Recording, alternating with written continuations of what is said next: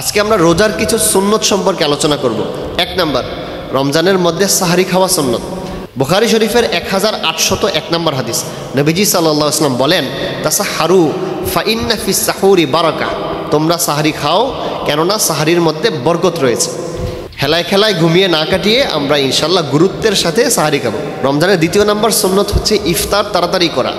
অনেক মানুষ এমন রয়েছে যারা মনে করে ইফতারির সময় হয়েছে তো কি হয়েছে, যতক্ষণ না খেয়ে থাকবো তত বেশি সওয়াব হবে। বিষয়টা একটি ভুল ধারণা। আমরা সূর্য অস্ত যাওয়ার পর যত দ্রুত সম্ভব ইফতারি করে ফেলবো। তবে আমাদের সমাজে কোনো মানুষকে অতি উৎসাহী মনে হচ্ছে, এরা বেশি তাড়াতাড়ি করতে যেয়ে সূর্য অস্ত যাওয়ার আগেই ইফতার করে ফেলে। এটা করা যাবে না, বরং সূর্য অস্ত যাওয়ার পরে যত দ্রুত সম্ভব আমরা ইফতারি করে ফেলবো। যদি সূর্য অস্ত যাওয়ার পূর্বে কেউ ইফতার করে ফেলে তাহলে এই ব্যক্তির রোজা ভেঙে যাবে। 3 নাম্বার, আমরা রমজানের সময় যখন ইফতার করব তখন দোয়া করব। বেশ কয়েকটা হাদিসের মধ্যে এসেছে যে তোমরা ইফতার সামনে রেখে আল্লাহর কাছে দোয়া করো।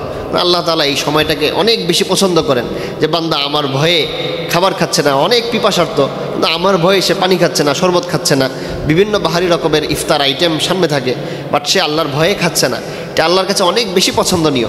এই জন্য এই সময় বান্দা যে দোয়াই করে আল্লাহ তাআলা সে দোয়াই কবুল করে ফেলেন। এই জন্য আমরা খুব গুরুত্বের সাথে ইফতার সামনে রেখে দোয়া করবো ইনশাআল্লাহ। 4 নাম্বার, আমরা যখন ইফতার করব তখন ইফতারের দোয়া পড়ব।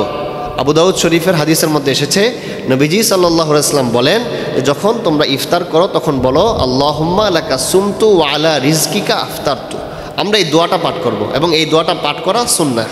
মুহতারাম হাজিরিন, রমজানের আরেকটি গুরুত্বপূর্ণ সুন্নত হচ্ছে অন্যকে ইফতার করানো। এত বেশি সওয়াবের কাজ। রাসূল হাদিসের মধ্যে বলেন, যে ব্যক্তি অন্য একজন রোজাদারকে ইফতার করাবে এই ব্যক্তিকে আল্লাহ তাআলা পূর্ণ একটি রোজা রাখার সওয়াব দান করবেন। তাহলে আমরা আমাদের সাধ্যের মধ্যে যতটুকু পারি অন্য যে কয়েকজনকে পারি আমরা রমজানের সময় ইফতার করাবো। এটি সামান্য একটি খেজুরের মাধ্যমেও হতে পারে।